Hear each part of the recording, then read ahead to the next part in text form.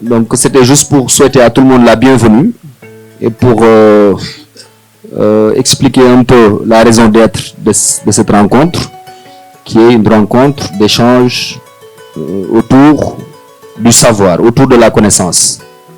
Donc ça fait depuis 2018 qu'on organise ces manifestations. Et chaque fois, on choisit un sujet, une thématique d'actualité qui nous concerne tous en tant que citoyens du monde, en tant qu'Africains, en tant que Sénégalais, sur lequel on invite des intervenants qui ont travaillé là-dessus pour qu'ils nous édifient sur ces questions-là. Donc cette fois-ci, ça se porte sur l'énergie productive, donc, et les initiatives locales. Parce qu'on sait que l'énergie, c'est un pilier fondamental pour le développement socio-économique d'un pays. Sans énergie, c'est très compliqué d'avancer. Parce que dans toute chose qu'on puisse prendre, il y a de l'énergie. Donc surtout pour tout ce qui est PME, tout ce qui est agriculture, tout ce qui est initiative entrepreneuriale, mais également la santé, l'éducation, dans tous les domaines, l'énergie occupe une place importante. Et donc la maîtrise de cela est très important. Maintenant, aujourd'hui, le thème est plus accentué sur justement l'énergie productive, c'est-à-dire l'énergie au service de l'économie, une économie respectueuse de l'homme et de son environnement. Donc c'est ça l'orientation du sujet. Voilà. Comment faire aujourd'hui pour pouvoir en tout cas avoir accès à une énergie productive de manière durable, mais également de manière soutenable. Voilà, parce qu'aujourd'hui, nous qui travaillons la terre, nous qui travaillons sur des initiatives locales, on sait que pour une petite et moyenne entreprise de transformation alimentaire, d'élevage ou en tout cas toute initiative, l'énergie, si ça coûte cher, c'est très compliqué de s'en sortir. Donc c'est la raison pour laquelle nous on a eu à travailler sur le solaire, sur le biocombustible, sur lequel nous pourrons revenir tout à l'heure, etc. Donc c'est vraiment un facteur, un levier de croissance très important. Donc nous espérons que chacun qui vient ici aujourd'hui reparte avec un bagage solide. Donc nous faisons confiance à nos intervenants pour nous faire des exposés de qualité, un partage de connaissances transversales et profonds sur ces questions-là, pour que nous puissions repartir plus avertis, plus conscients de cette question fondamentale qui est l'énergie, et plus spécifiquement l'énergie productive. Je vous remercie. Donc je passe la parole à Monsieur Fabien, directeur de la Fondation Heinrich Böll. Salam alaikum mbolommi. Damay jang wax ci wolof ndaxte damay jang wolof semaine bu nekk. Kontaan naa la gis tey ngir sunu waxtaan ci transition énergétique. Bég naa leen wax tuuti man la kan. Fabien la tudd, Allemagne la jóge. Damay liggéey ci fondation allemande bu tudd Heinrich Böll. Man ak samay collègues yi dañuy liggéey ci démocratie, ci transition écologique ak jàppale organisation de la société civile sénégalaise.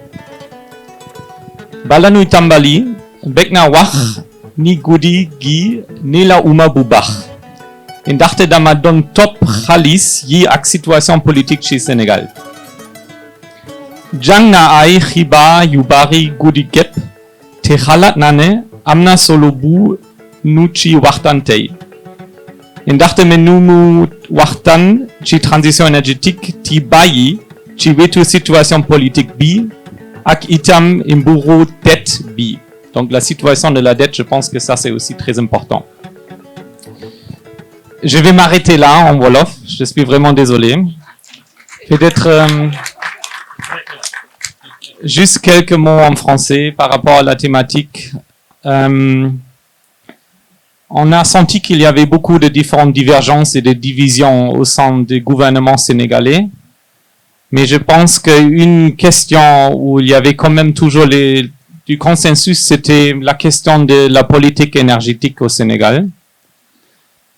Parce qu'il y a un fort besoin et une forte demande d'augmenter la production de l'énergie, sachant aussi que on a une démographie, un développement démographique très rapide au Sénégal et où la demande d'énergie et d'électricité augmente par 7% chaque année. Je pense qu'il y avait une continuité de la politique de ce régime par rapport aussi à le régime ancien, ce qui veut dire que c'était très important pour ces gouvernements aussi de diminuer les coûts d'électricité qui sont énormément élevés au Sénégal et de rendre l'accès à l'électricité et l'énergie universel pour tous les différents participants et tous les différents citoyens du Sénégal. Je pense que là, actuellement, quand on voit ce qui se passe dans le monde et avec la fermeture de l'étroite de Hormuz dans le Moyen-Orient, on se rend compte de nouveau à quel point nous sommes vraiment dépendants et vulnérables des énergies fossiles. Un tiers de tout le pétrole et du gaz passe en fait par l'étroite de Hormuz. Et on a pu aussi voir dans différents pays africains qu'ils étaient obligés, qu'ils étaient contraints à augmenter le prix des carburants, dû au fait qu'ils sont si dépendants en fait des importations des pétroles et des gaz. Le Sénégal s'est lancé dans une logique de souveraineté en disant qu'ils veulent exploiter davantage les pétroles et les gaz pour leur propre l'utilisation. Mais il faut aussi constater que le Sénégal dispose d'un énorme potentiel dans les énergies renouvelables. On a du vent, on a du soleil. Il y a des études qui montrent qu'en fait, les leviers des énergies renouvelables peuvent aussi devenir un moteur économique pour la croissance, notamment aussi pour les opportunités des emplois. Et moi, je vois qu'actuellement, il y a un grand débat sur quel est le bon chemin à prendre. Est-ce qu'il faut se focaliser davantage sur les énergies renouvelables? Est-ce qu'il faut exploiter jusqu'à il n'y a plus en fait le pétrole et le gaz pour faire aussi émerger et industrialiser ces pays? Et je pense que ces questions seront quelques des questions qu'on va notamment aussi discuter ce soir avec vous, avec les différents panélistes. Avant de terminer, j'aimerais juste dire un mot de remerciement. C'est maintenant la 6e fois qu'on fait notre Joko ensemble avec l'organisation ONG Ndem. Merci beaucoup pour ce chaleureux accueil. Merci aussi de nous inviter ici dans vos espaces.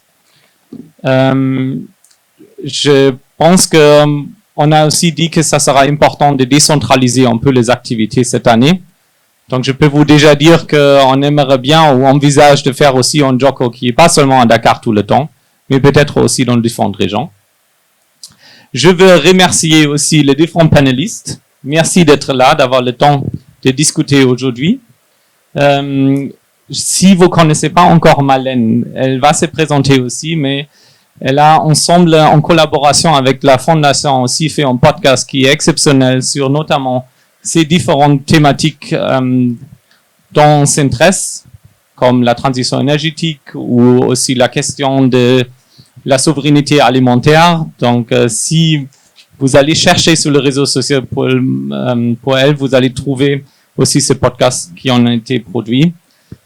Et dernièrement, un grand merci à mon équipe, Sorna Mboss, Fatma, merci d'avoir organisé ça ensemble avec ONG Ndem et Mam Samba. Donc, je vous souhaite des fructueux échanges et un riche débat. Merci beaucoup.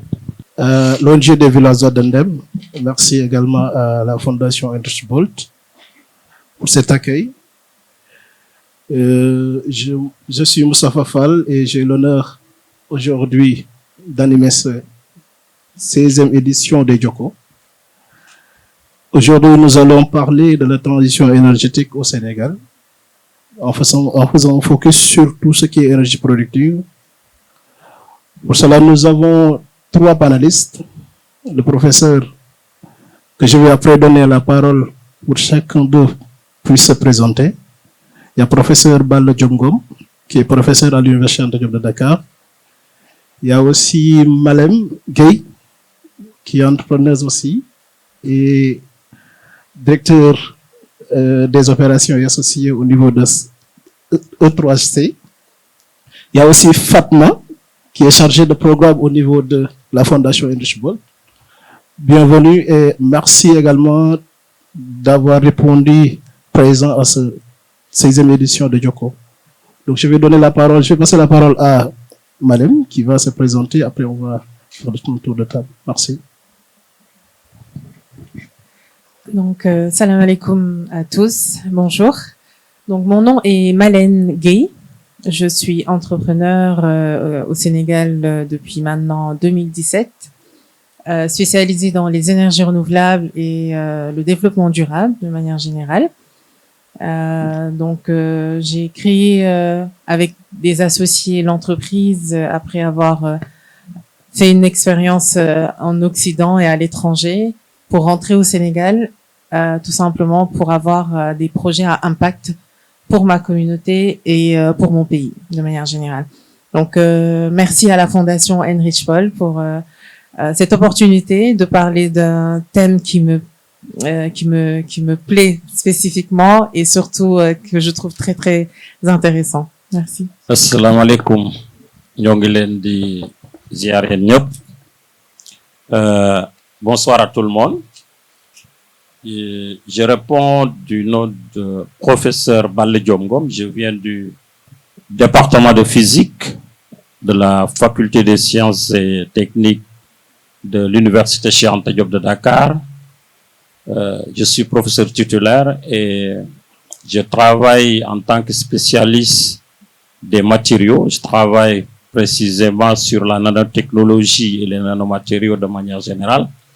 Et je suis un développeur de technologie et depuis, je dirais, les 4 dernières années, je me suis concentré sur la valorisation des résidus agricoles dans le domaine de la production des batteries de supercondensateurs pour l'utilisation efficace et la promotion des énergies renouvelables. Je vous remercie, Mme Samba, de nous avoir mis en contact avec cet événement aussi important. Et c'est un plaisir de rencontrer les 2 panélistes, nos 2 sœurs-là, et aussi faire connaissance de l'ONG Heinrich Böll. Et ça fait au moment que j'ai eu écho des ONG du village de Ndem, avec qui je partage le même département, parce que moi aussi je suis du département de Bambey. Donc c'est un plaisir d'être là et je vous remercie. Bonjour à toutes et à tous. Moi je m'appelle Fatma Silla Touré. Je suis coordonnatrice de programme écologie à la Fondation Heinrich Böll Sénégal. En termes d'expertise, je suis aménagiste et spécialisée sur les questions d'environnement et de développement urbain durable. Mais le travail au sein de la Fondation m'a amené également à côtoyer ces questions de transition énergétique et de justice énergétique de manière globale. Donc, mon intervention aujourd'hui vraiment va porter autour de partage d'expériences, de ce qu'on a vécu en tant qu'acteurs qui accompagnent les acteurs de la société civile, mais également qui se tiennent aux côtés des communautés également par rapport à ces questions liées à la justice énergétique. Donc, c'est avec beaucoup de plaisir que je me joins à nos panélistes, Manel et professeur, mais également de se tenir également aux côtés de nos partenaires de l'ONG du villageois de Ndem, Mme Samba Moustapha. Merci pour l'organisation et merci également à nos collègues d'avoir facilité cet atelier. Merci beaucoup. Merci beaucoup à nos 3 panélistes. Donc, je vais d'abord féliciter le professeur pour votre élection en tant que vice-président des sciences, je sais pas, de l'Académie africaine. Récemment, il a été élu en tant que vice-président de l'Académie africaine des sciences. Donc, nous vous félicitons. Et je vais commencer par vous, professeur, en posant la question pour savoir comment l'énergie renouvelable peut-elle devenir un véritable levier de transformation sociale et économique au Sénégal? Merci beaucoup, Moustapha.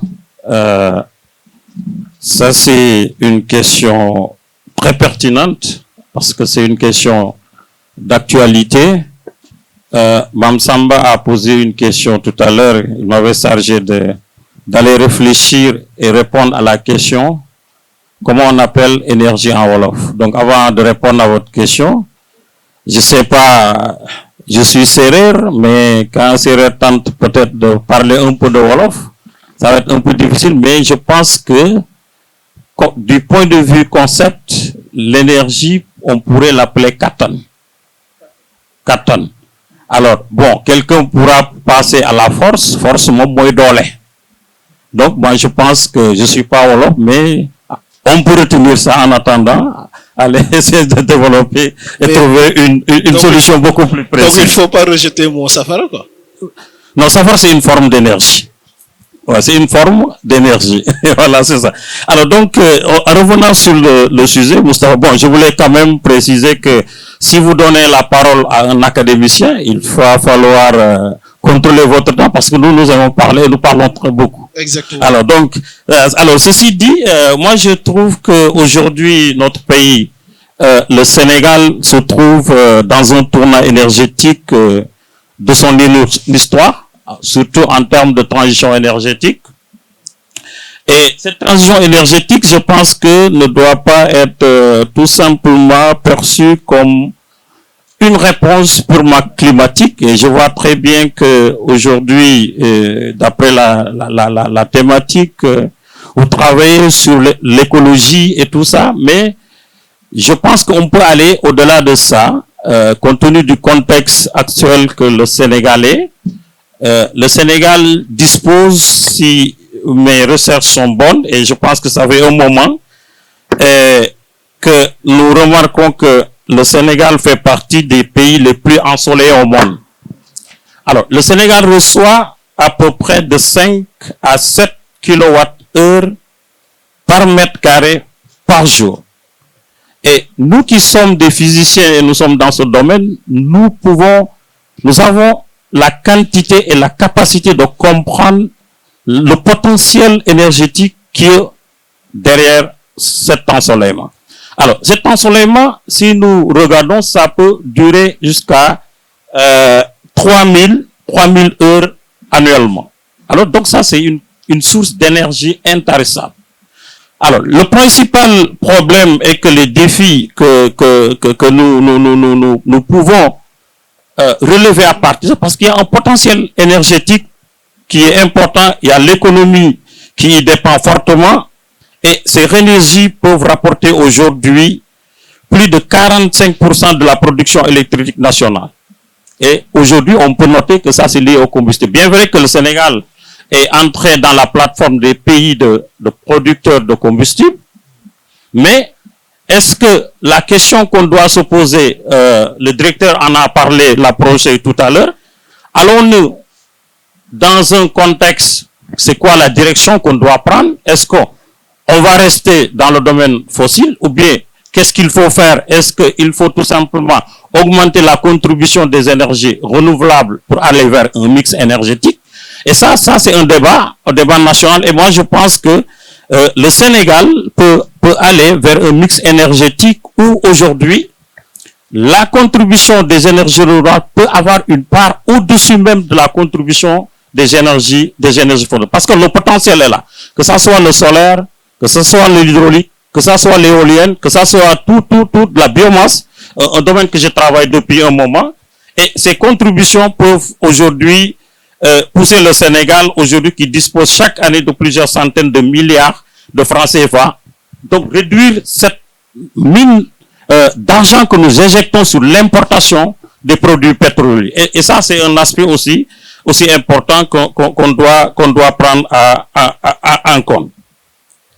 Alors, si nous prenons, par exemple, le contexte du milieu rural, alors, malgré les progrès de l'électrification que nos agences au niveau de l'État sont en train de faire, nous remarquons que au Sénégal, il y a pas mal de villages qui n'ont pas encore accès à l'électricité.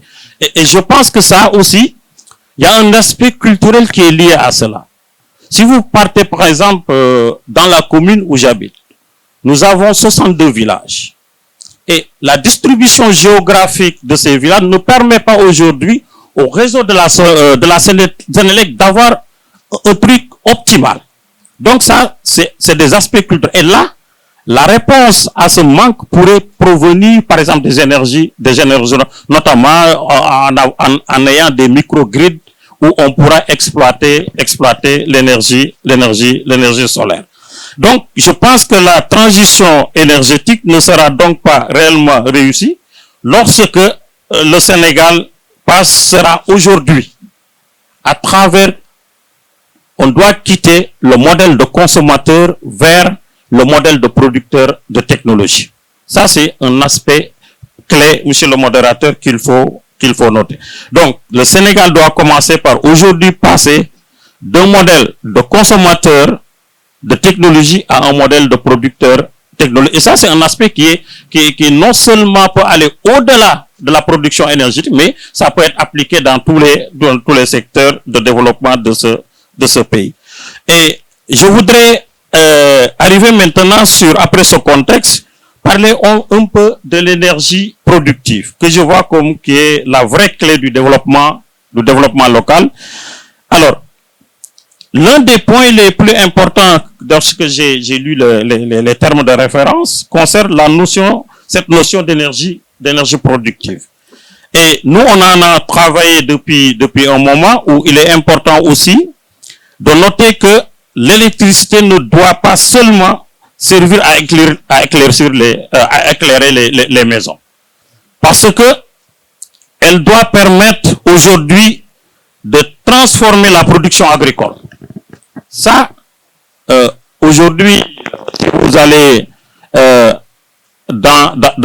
au niveau des Niayes, les producteurs agricoles, ils ont une récolte importante, mais il y a un problème d'écoulement sur le marché. Il y a un problème de conservation. Et les énergies renouvelables, si je peux résumer, constituent exactement la solution à ce problème. Donc, on doit aussi penser aux ouvriers. Parce qu'aujourd'hui, un ouvrier qui se branche au niveau du réseau de la Sénélec, sa facture va exploser. Donc, on peut créer des systèmes énergétiques renouvelables qui leur permettent aujourd'hui aussi de pouvoir alimenter leurs ateliers, irriguer les exploitations, numériser aussi les services. Tout ça, ce sont des points où aujourd'hui l'énergie renouvelable peut aussi intervenir. Créer directement et indirectement des emplois techniques et de valorisation de la biomasse. Ça aussi, c'est un aspect important. Donc, la valorisation de l'énergie, seulement une fraction de ces résidus agricoles pourrait aujourd'hui, par exemple, nous, on a développé un système de stockage d'énergie. J'ai oublié d'amener un prototype qu'on a aussi dans notre laboratoire. Avec 3 grammes de coque d'arachide, on peut produire une batterie qui a une capacité de 55 mWh. Et ça, c'est important. Juste pour donner un exemple, si vous achetez aujourd'hui 5000 francs par Woyofal, vous aurez 30 kWh. Aujourd'hui, ce dispositif que je fabrique avec 3 grammes de coque d'arachide me donne aujourd'hui un dispositif qui est capable d'emmagasiner 55 plus de 5000 francs. Imaginez 5000 francs, ça vous prend au moins 3 jours où tu peux éclairer ta maison, alimenter ton frigo, alimenter aussi tes micro-ondes et ainsi de suite pendant 3 jours. Et ça, à l'utilisation de la coque d'arachide, on n'est pas venu à proposer une technologie pareille. Alors donc, si le Sénégal développe une industrie locale, c'est-à-dire un développement technologique qui est basé sur nos ressources qui pourraient nous aider aujourd'hui à pouvoir booster et faire la promotion des énergies renouvelables, moi je pense que ça c'est une des solutions clés où nos gouvernants doivent aller. Donc notamment dans le domaine des batteries, dans le domaine des systèmes de stockage, les équipements de solaire simples. Et tout ça, c'est des dispositifs qui sont accessibles. Le seul et unique problème, c'est que nous ne produisons rien localement et nous ne transformons rien localement. Nous comptons sur l'aspect commercial sur tous nos besoins.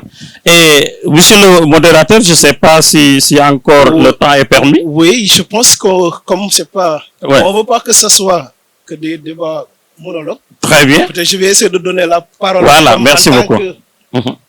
Fatma, qui a vraiment coordonné des initiatives et qui était sur le terrain, de nous donner son avis par rapport à ce que monsieur le professeur vient de nous dire, par rapport à ce avec ce qui se passe sur le terrain, quoi. D'accord. Merci beaucoup. Merci, professeur, de nous avoir partagé le contexte dans lequel le Sénégal évolue en termes de transition énergétique.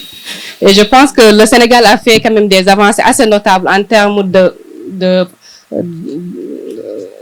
d'ambition même ou bien d'objectifs par rapport aux énergies renouvelables. Parce que si je prends l'exemple dans les documents qu'on a au niveau de l'aide de politique sectorielle au niveau du ministère de l'énergie, nous sommes à l'objectif de 40% d'ici 2030. Donc c'est très bientôt. Et cet objectif également n'est pas des moindres comparé à ce qui se fait au niveau de la sous-région.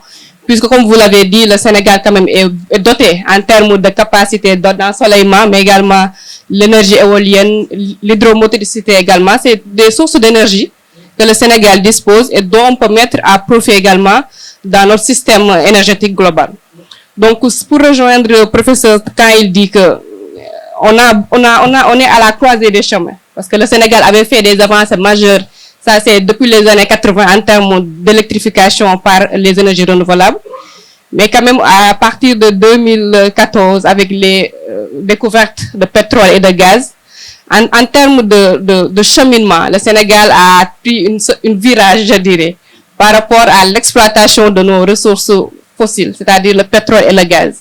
Donc c'est ça qui a fait que peut-être les ambitions qu'on avait, parce que l'ambition en premier, nous on pense que l'ambition peut aller plus que ça. On peut aller vraiment au-delà de 40%.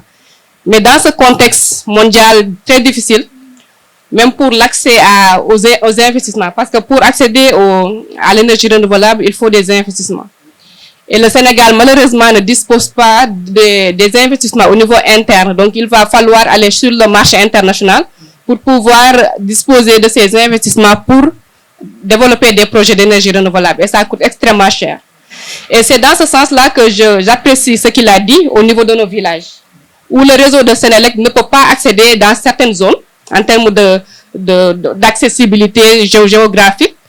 Et là où on devrait promouvoir les mini-grids, c'est-à-dire les réseaux au niveau communautaire, où ce sont des communautés qui s'organisent pour pouvoir trouver des financements endogènes, pour pouvoir gérer ou bien créer ces systèmes mini-grids qui vont permettre, au-delà de l'éclairage, comme il a dit, l'énergie, c'est l'éclairage, je pense que c'est l'aspect le plus minime en termes d'énergie. Mais tout ce qui est lié au développement des tissus économiques, ça passe par l'énergie. Et je pense que les systèmes d'énergie renouvelable, comme les mini-grids, mais également l'application de ces systèmes dans des secteurs comme l'agriculture. Et c'est dans ce sens-là qu'il est peut-être pertinent de voir l'énergie pas uniquement comme domaine, mais de le voir sous l'angle de nexus. Quand on parle de nexus eau, énergie, agriculture par exemple. Donc c'est de voir comment on peut appliquer l'énergie dans le domaine de l'eau, de sorte à ce que, en termes de traction, on peut avoir de l'eau disponible, mais également en termes de charge économique, parce que ça n'impacte pas sur les finances des communautés ou des agriculteurs, et comment à travers l'application des énergies renouvelables également, on peut produire plus. Donc ça, c'est l'approche Nexus. Et ça également, on peut l'appliquer à travers le Nexus aux femmes, souveraineté alimentaire. Et là, c'est très simple, parce que les femmes, quand je prends le secteur de l'agriculture, elles représentent la principale source en termes d'emploi. Je peux dire 80% de la main-d'œuvre en termes d'agriculture, c'est les femmes. Donc, si les femmes disposent de systèmes, c'est-à-dire d'énergie productive, elles peuvent utiliser ce temps-là pour davantage s'atteler à des activités économiques, mais également réduire tout ce qui est lié au travail de soins, parce que ça va leur permettre de gagner du temps. Et l'exemple le plus patent, je pense que c'est les foyers améliorés. Parce que si les femmes disposent en général de ces foyers améliorés dans leur maison, elles n'ont plus besoin de parcourir des kilomètres pour avoir accès au bois de chauffe. Donc ça va leur permettre de gagner du temps. Et ce temps peut être réinvesti dans les activités économiques. Donc c'est ces liens-là qu'il faudrait aller chercher quand on parle d'énergie. Comment ça peut avoir des impacts significatifs dans le développement socio-économique, mais comment également ça peut impacter, si je prends l'aspect femme, comment ça peut impacter sur le devenir des femmes, sur l'émancipation socio-économique également des femmes. Donc pour vraiment rebondir sur ce que le professeur a dit et renforcer ce qu'il a déjà évoqué. Merci. Oui, l'entrepreneur. Oui, il y a eu vraiment très intéressante comme intervention. Mais quand on parle d'énergie productive, on parle de quoi réellement?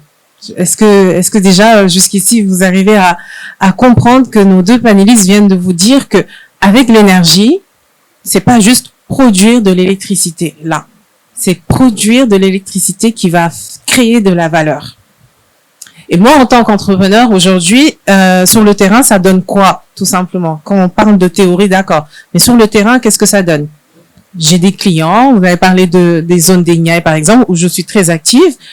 Des producteurs, c'est des producteurs qui ont des champs. Allez, entre 1 hectare et 5 hectares. Peut-être que vous, ici, dans la salle, vous avez des champs. Ils ont besoin d'eau, ils ont besoin d'électricité, ils ont besoin vraiment de tout un système d'énergie pour pouvoir produire ce que vous allez manger. Donc, comment ça se passe? On m'appelle, on me dit, Malène, j'ai besoin d'une pompe solaire. Oui, parce que je ne suis que dans les énergies renouvelables, c'est pas des pompes à diesel que je vais installer. Sauf que quand j'arrive, je vois des pompes à diesel sur place. On parle d'essence, on parle vraiment de remplir comme votre voiture. Dès que ça finit, il faut encore repartir à zéro. Donc c'est un coût. Aujourd'hui, notre étude et notre business model a montré que nos pompes solaires font économiser 10 000 francs à chaque producteur par jour. C'est pas négligeable. Très important. Donc une fois de plus, on installe la pompe solaire. Donc une pompe qui marche gratuitement avec juste le soleil, 24 heures sur 24 en tout temps. Qu'est-ce que ça donne? Augmentation de la productivité, augmentation du chiffre d'affaires. Et au final, en fait, on peut aller même plus loin. C'est avoir une vie décente. C'est avoir juste la décence d'avoir des rentrées d'argent, tout simplement, avoir l'accès à l'eau, parce que l'eau ne leur sert pas juste à irriguer leurs champs. Ça leur sert pour leurs besoins de tous les jours, c'est-à-dire qu'une pompe impacte 10 personnes dans la famille, pas juste le producteur. Au-delà de ça, il y a les voisins. Nous, on a déjà installé des pompes dans un village où une pompe a servi à tout le voisinage. Donc, un village peut aller jusqu'à 50, 100 personnes. Donc, là, on parle vraiment de création de valeur, on parle d'impact. Et comme les panélistes l'ont dit tout à l'heure, l'accès universel à l'électricité, oui, le Sénégal est vraiment avancé dessus. On a fait énormément d'avancées aujourd'hui, donc on peut pas dire que vraiment il y a rien qui a été fait. Vraiment, on est même peut-être en avance par rapport à certains de nos voisins, même si on a encore beaucoup de chemin à parcourir. Mais ce n'est plus juste faire des efforts pour allumer une lampe. On est en 2026, quand même. Je veux dire, c'est énormément de travail qu'on a eu à faire dans les villages, dans les zones rurales, pour juste avoir une ampoule allumée. Et pour moi, aujourd'hui, on doit aller vraiment au-delà. On doit vraiment aller au-delà. Quand vous parlez, en fait, juste d'avoir cette capacité de créer nos propres ressources, etc., effectivement, c'est un problème. Nous, aujourd'hui, si on veut installer, on importe énormément le matériel, mais on n'en est pas encore là-bas. Essayons déjà peut-être d'aller à l'échelle pour aujourd'hui un village qui a besoin d'électricité, qu'on leur mette pas juste assez d'électricité pour des ampoules. Non, créons des parcs solaires. Parce qu'aujourd'hui, cette capacité n'est possible qu'au niveau peut-être de la Sénélec. Le mix énergétique, oui, on est à 35% aujourd'hui au niveau de la Sénélec. On a un objectif de 40% en 2030. Le temps est compté. Le temps est compté. Là, il va falloir aller vite. Le challenge, c'est quoi? Les financements, tout simplement. Beaucoup de producteurs nous approchent. Ils veulent nos pompes. Ils savent que ce n'est pas bien d'utiliser les pompes à diesel, mais le problème, c'est qu'ils n'ont pas assez de fonds pour acquérir le matériel, tout simplement. Donc, derrière, au niveau du secteur privé, derrière, au niveau des entrepreneurs et des initiatives locales qui y a au Sénégal, il faut savoir trouver des solutions. Nous, la solution que nous avons proposée, c'est tout simplement de phaser les paiements par campagne. Parce qu'on sait que les producteurs ont de l'argent par campagne.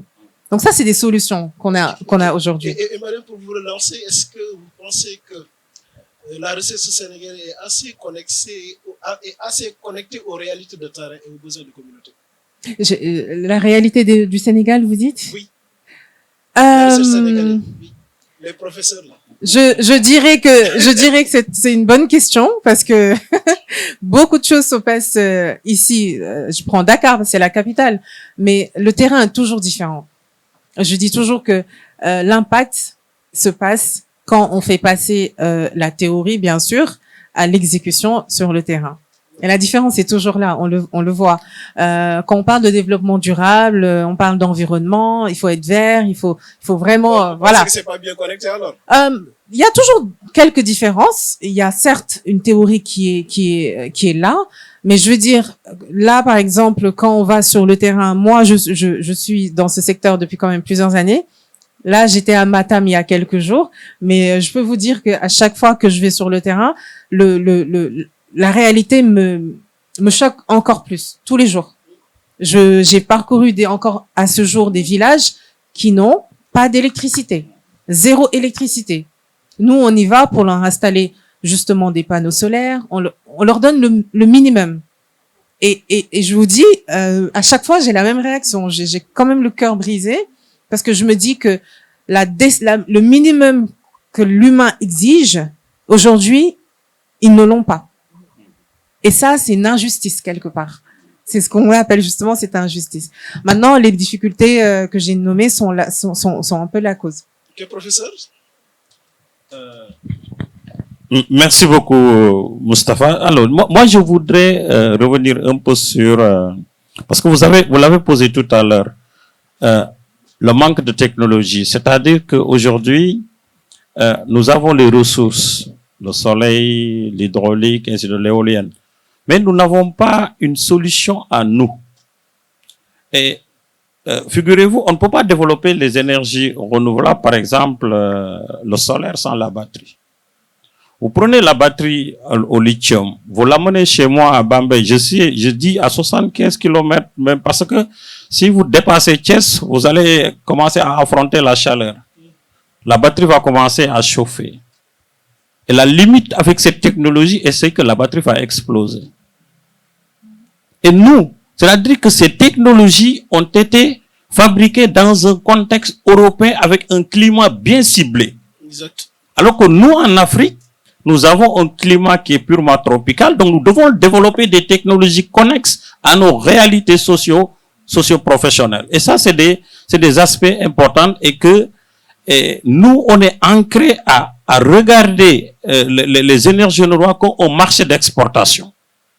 D'importation, autant pour moi. Donc, et il est important pour nous aussi de regarder comment pouvons-nous développer nos solutions locales et moins chères qui, elle l'a dit tout à l'heure, Matam c'est loin. Là où j'habite à 0 mètre de chez moi, c'est au cœur, c'est à 100, moins de 100 km de Dakar, il y a des villages qui ne sont pas électrifiés. Et le minimum, comme elle l'a dit, c'est que juste au moment où moi, j'étais dans les années 85-86 au primaire, j'apprenais avec la lampe à pétrole. Aujourd'hui, je vois encore des jeunes en 2025-26 les mêmes pratiques. Combien d'années après? Et ça, alors que on a le potentiel qui est autour de nous. Et ça, c'est des choses qui nous interpellent nous tous.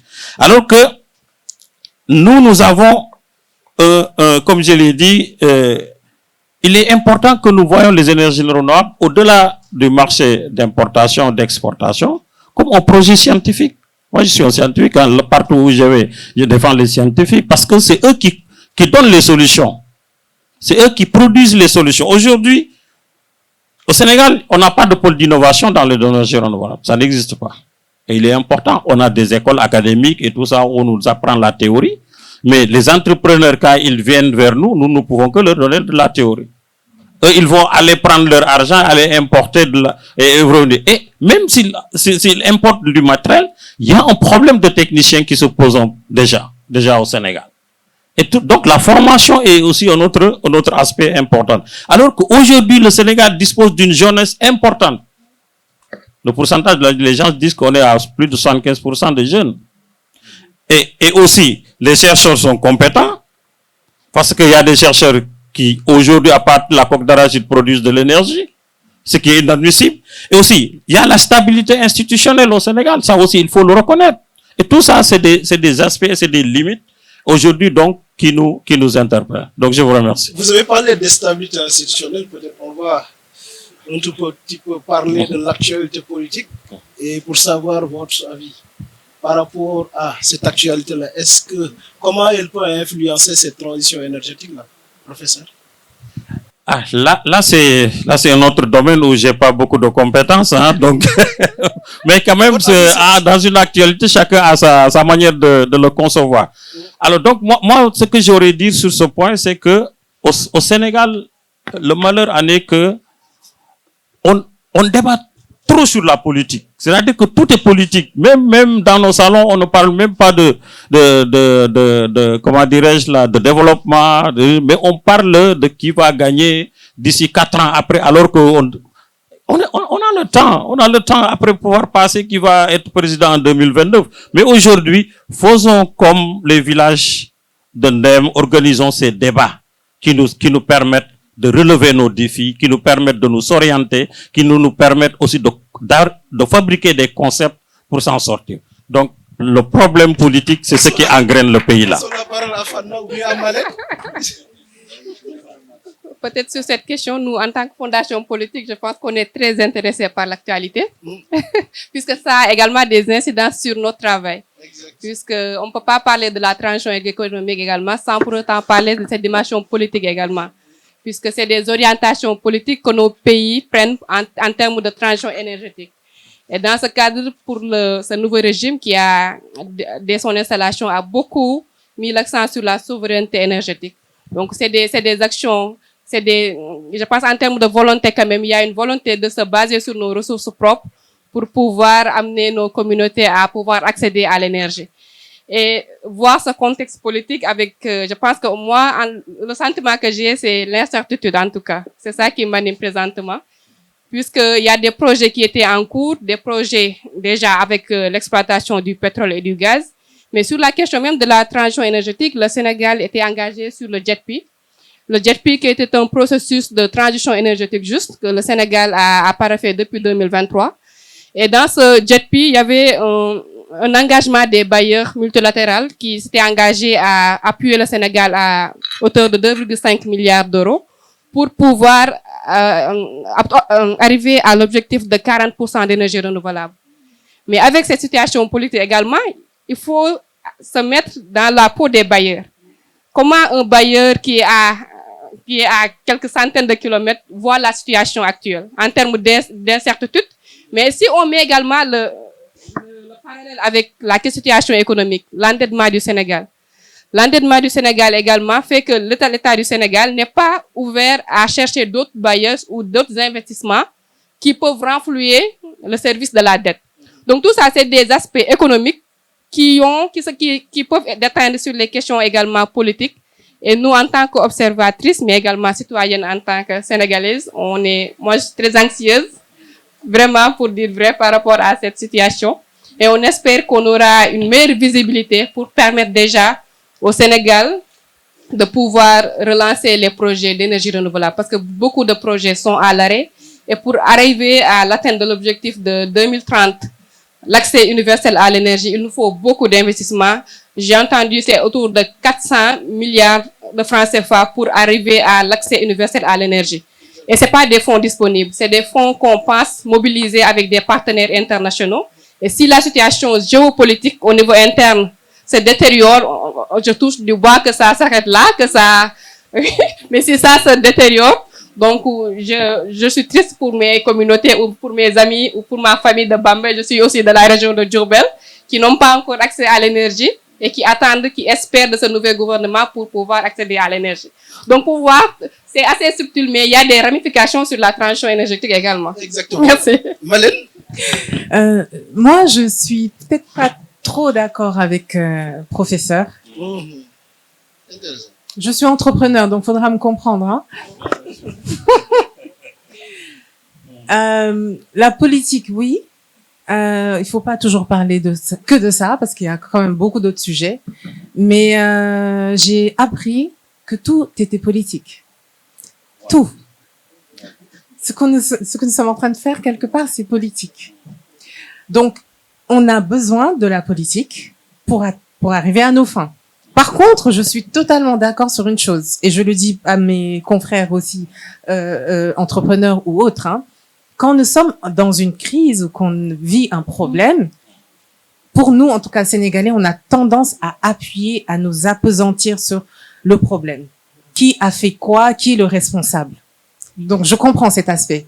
Ça, c'est pas, ça nous mène nulle part. On est d'accord. Nous, en tant qu'entrepreneurs, notre peut-être force, je peux dire, et que pas forcément qu'au Sénégal, c'est de se dire, OK, on a un problème, quelle est la solution? Cherchons maintenant une solution. Vous l'avez dit tout à l'heure, nous, on n'est pas des scientifiques, hein. On n'est pas dans le laboratoire en train de chercher, mais on va se poser, on va dire, OK, 1 + 1, est-ce que ça fait 2? C'est aussi simple que ça, parce qu'il faut qu'on sorte de cette situation le plus rapidement possible. Fatma, tu l'as dit, il y a beaucoup de projets en stand-by depuis un moment, mais avant, peut-être même la crise a commencé quand même depuis le régime, depuis avant le régime, je veux dire. Donc, c'est pas forcément de pointer qui est le responsable. C'est de voir où est-ce qu'on en est, de se dire, voici les faits. On n'y peut rien. Il y a un conflit, une crise qui est en cours, de manière nationale comme internationale. C'est important, parce que la géopolitique compte. Tout à l'heure, Fabien a parlé du détroit d'Ormuz, de notre impact de la guerre en Arabie Saoudite sur nous. C'est pas normal qu'on soit impacté par cette guerre. C'est pas du tout normal. On peut pas être, en tout cas, prôner le souverainisme, dire qu'on a le pétrole, le gaz, les énergies renouvelables, et aujourd'hui, d'autres pays se font la guerre, et nous, aujourd'hui, on doit payer le pétrole plus cher, l'essence plus chère, l'électricité, l'été arrive, hein, donc préparez vos factures, parce que vous allez allumer plus de ventilos, plus de climatiseurs, etc. C'est pas normal qu'on paye plus cher, alors qu'on a 3000 heures d'ensoleillement au Sénégal. C'est pas du tout normal. Donc, c'est dans ce sens où je dis que tout est politique, parce que nous, si c'était que nous, entrepreneurs, on travaillerait contre nous. Parce qu'on sait qu'on est pragmatique, on veut que ça avance. Mais politiquement, on est obligé de travailler avec les structures étatiques parce qu'on veut avoir un impact national. Et il faut un cadre réglementaire, il faut un cadre pour nous guider. Comprenez? Donc pour moi, en fait, le conflit actuellement, il est très simple. On le voyait depuis un moment. Donc apparemment, il va falloir juste réfléchir ensemble, ne pas être anxieuse trop, ne pas trop être anxieux parce que ça nous mènera à nulle part, mais vous dire que c'est vraiment sur un temps que ça va passer. On a vu pire peut-être, mais il va falloir se préparer à des secousses, d'accord? Et juste se préparer avec des solutions, que ça soit des solutions internes, des solutions locales, ou juste des initiatives personnelles. C'est tout. Comme aujourd'hui, on le fait ici avec l'ONG des villageois d'Undem. C'est une solution. Appelez en tout cas le secteur où vous serez et parlez avec eux. Demain, partez à Ziguinchor, partez à Matam et cette conversation avec eux. Pour moi, et Fabien l'a dit tout à l'heure, je mets un accent spécifique dans la communication. Tout simplement parce que pour moi, il y a beaucoup de Sénégalais très, très, très intelligents et qui ont beaucoup de solutions, mais qui ne sont pas mis en avant, qui ne montrent pas leur savoir-faire, et même des scientifiques qui ont des innovations aujourd'hui, peut-être même des solutions à nos malheurs, hein, mais on vous voit pas, on ne sait pas ce que vous faites. Et pour moi, cette initiative du Joko, par exemple, est une très, très bonne initiative à juste démocratiser au niveau national et voilà, et espérer le mieux. Oui, un peu parce que ma sœur a parlé tout à l'heure de politique. Moi, ce que je faisais référence, c'est pas comme disent les Anglais de policy, les politiques de développement. Mais je parle de la politique à la sénégalaise. Ici au Sénégal, la politique, c'est un débat sur la personne. C'est pas un débat sur des idées, c'est pas un débat sur une vision à long terme, c'est pas un débat sur alors comment faire pour que quelqu'un qui est à Tchahar puisse avoir accès aujourd'hui à l'énergie, à l'eau potable, comme l'a dit le système, comment dirais-je là, le nexus eau, énergie, agriculture, eau, énergie, environnement. Ce sont ces débats que nous Sénégalais, que nous devons porter, mais pas des débats que, alors, on va crier parce qu'on a fait descendre quelqu'un, on va jubiler parce que quelqu'un a perdu sa position, et ainsi de suite. Voilà là où le Sénégal est. Et c'est ça, moi, ma sœur, que je voulais arriver sur ce point. Maintenant, les solutions au niveau du Sénégal, comme vous l'avez dit, les Sénégalais sont intelligents. Les chercheurs sont d'or. Aujourd'hui, personne n'est caché. Vous allez sur Google, vous verrez tout ce que je fais. Tout, du début à la fin. Tout le monde est d'or grâce aux réseaux sociaux. Donc, le problème, c'est que nous n'avons pas de politique de développement ciblée dans ce pays. C'est politique. Bon, au niveau des ministères, comme elle l'a dit tantôt, vous avez les lettres sectorielles des ministères et tout ça, mais ça reste sur le papier. Hein? Si vous enlevez ce que les bailleurs, les partenaires techniques et financiers apportent, il n'y a rien.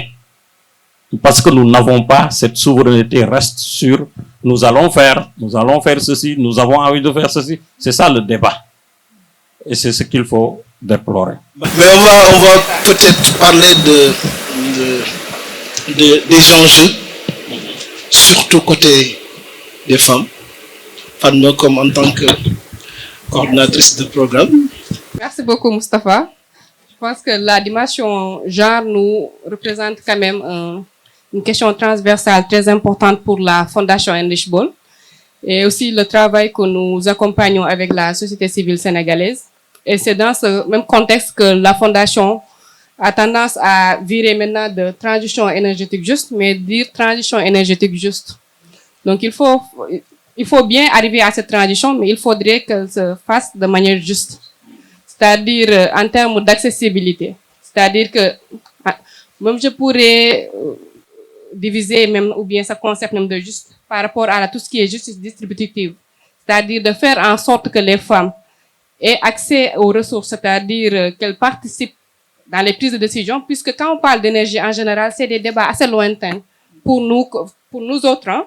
Même nous dans nos communes, dans les collectivités locales où on vit.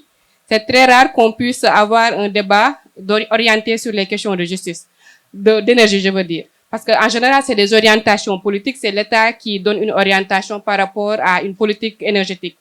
C'est rare que les collectivités territoriales, au niveau même local, qu'on ait un débat sur les questions d'orientation, de savoir quels sont les besoins. Puisque quand on parle d'énergie, un système d'usage productif, l'État du Sénégal a cet objectif d'arriver à l'accès universel à l'énergie. Mais ça, c'est l'éclairage dans nos maisons, l'électricité. Mais c'est très rare que dans nos politiques également, qu'on puisse intégrer ces dimensions socio-économiques. Et là, il faudrait savoir les besoins des communautés. Quand on part dans une commune, il y a des hommes, il y a des femmes, les besoins en termes d'énergie ne sont pas pareils pour un homme et pour une femme.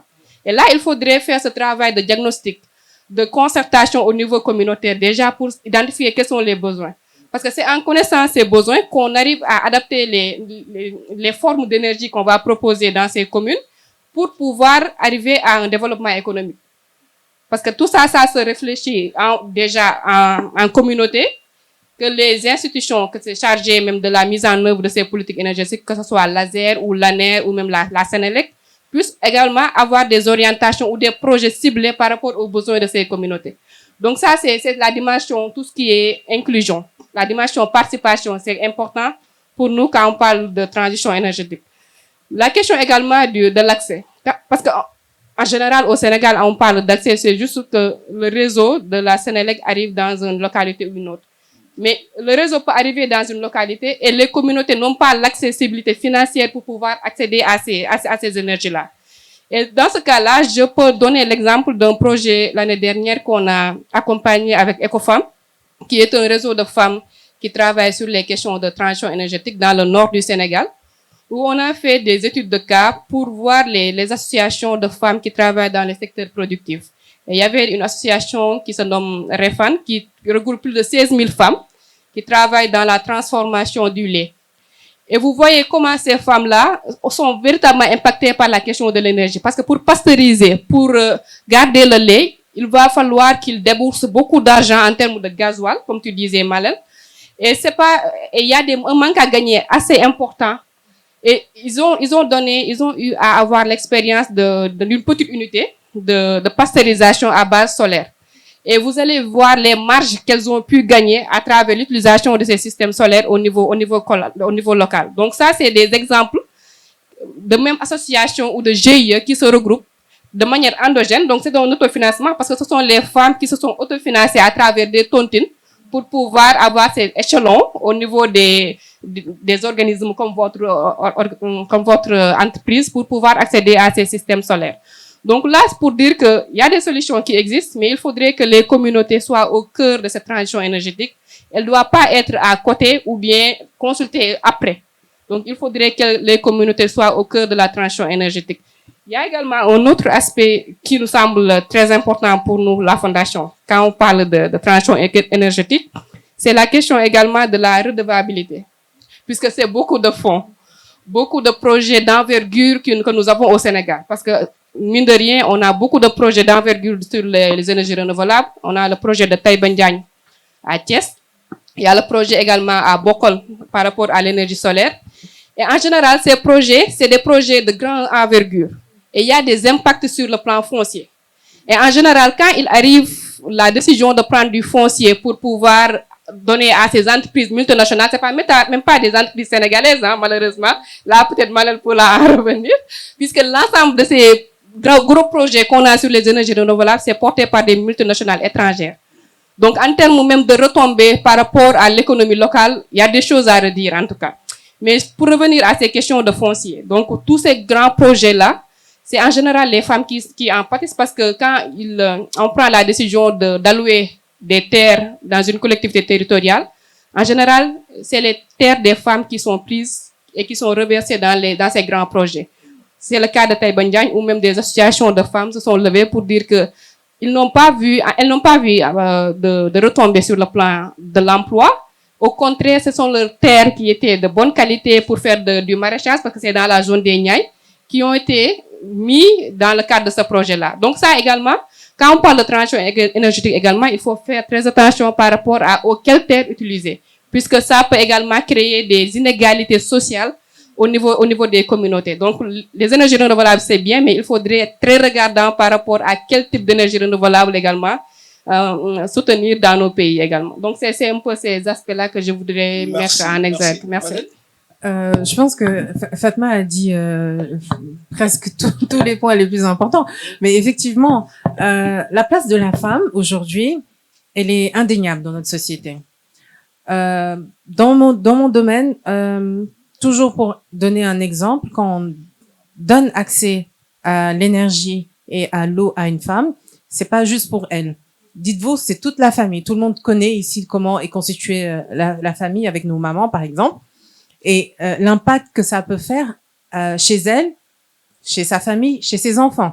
Donc, si on réfléchit de manière systémique aujourd'hui, ne pas avoir accès à l'énergie ou à l'eau peut toucher à la malnutrition, par exemple, de l'enfant, ou la déscolarisation, par exemple, de son enfant. Tout simplement parce que la mère, elle, n'a pas les moyens. Donc, c'est très, très important de remettre la place de la femme au centre. Pas à la fin, en fait, où on se dit, OK, maintenant, on va avoir les populations vulnérables. Non.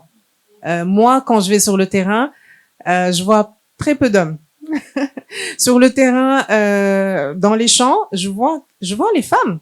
Au début, ça m'avait un peu choqué quand je venais de commencer, parce que dans nos têtes, on dit que c'est les hommes, en fait, parce que les terres appartiennent aux hommes.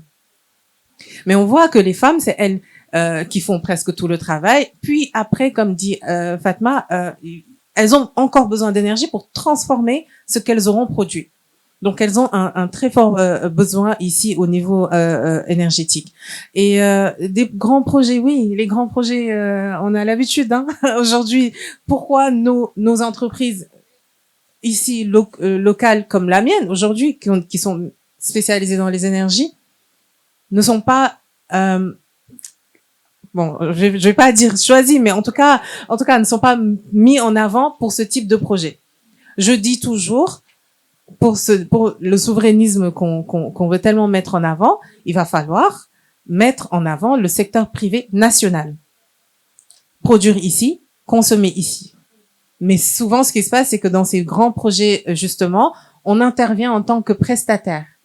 Donc, les marchés sont donnés à ces grands investisseurs, etc., qui ne connaissent pas non seulement la réalité du terrain, qui ne connaissent pas le terrain déjà. Donc, finalement, c'est vraiment que on va dire des transactions. Mais on a le petit bout on va dire du gâteau à la fin quand il reste des petites parts.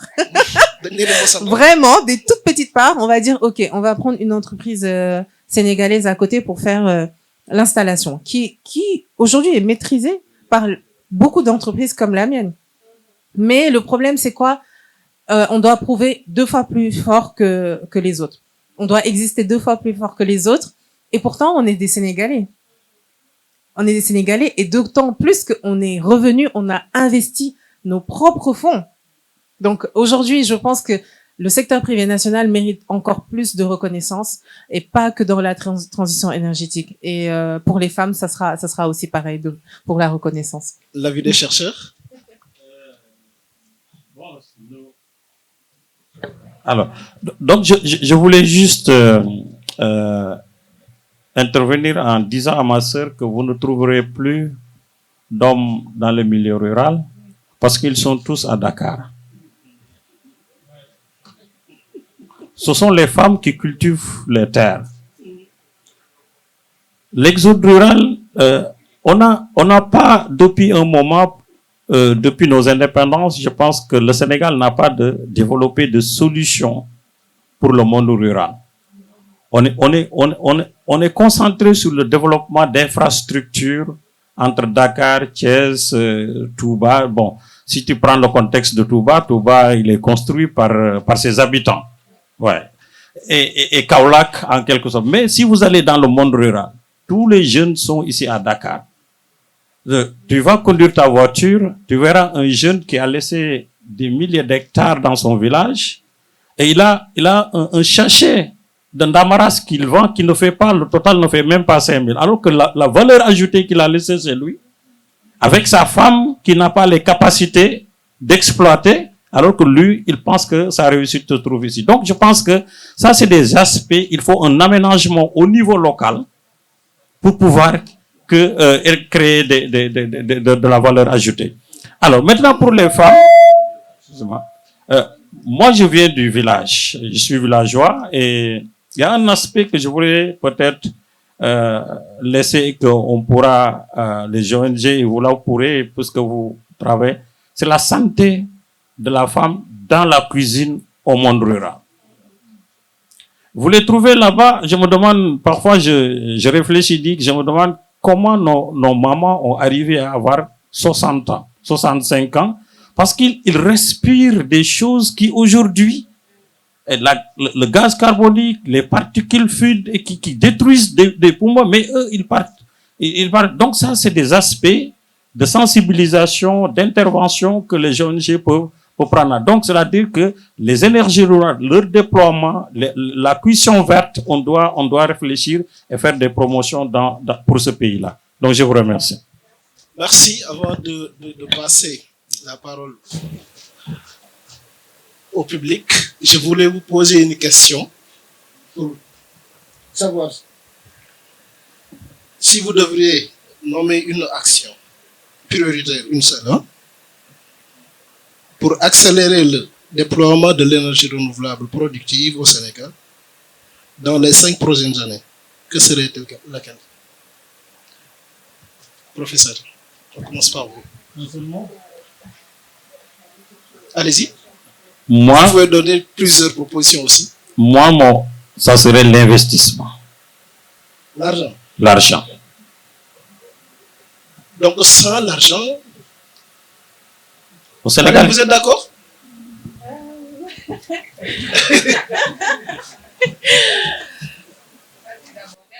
Oui, tu me passes la patate chaude.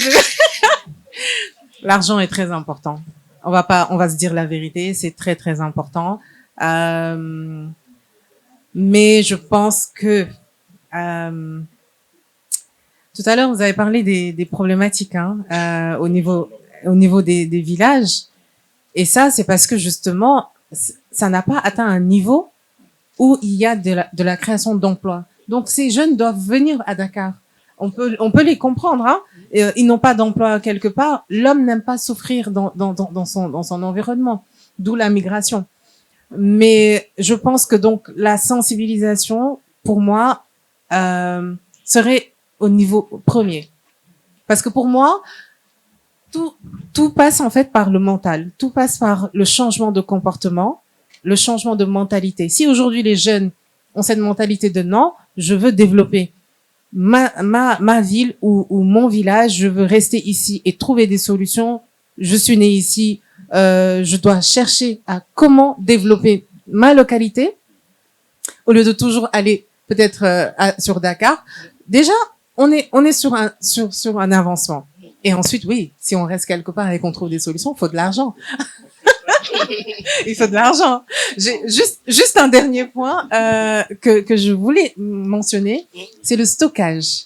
On n'en a pas parlé, mais ça fait partie de la chaîne de valeur aujourd'hui qui nous est tellement demandée par les producteurs. Vous avez parlé des niailles, hein, vous avez parlé, oui, des niailles, mais nous, on propose des chambres froides solaires.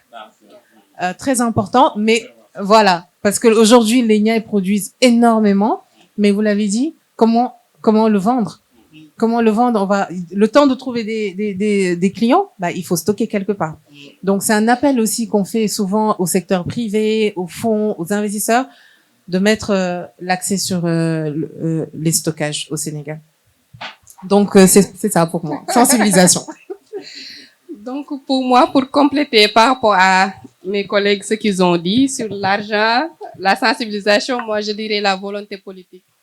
Puisque si on n'a pas une volonté politique et des politiques publiques également avant-gardistes, c'est très difficile, même si on a l'argent, si on a fait la sensibilisation d'arriver à une transition énergétique.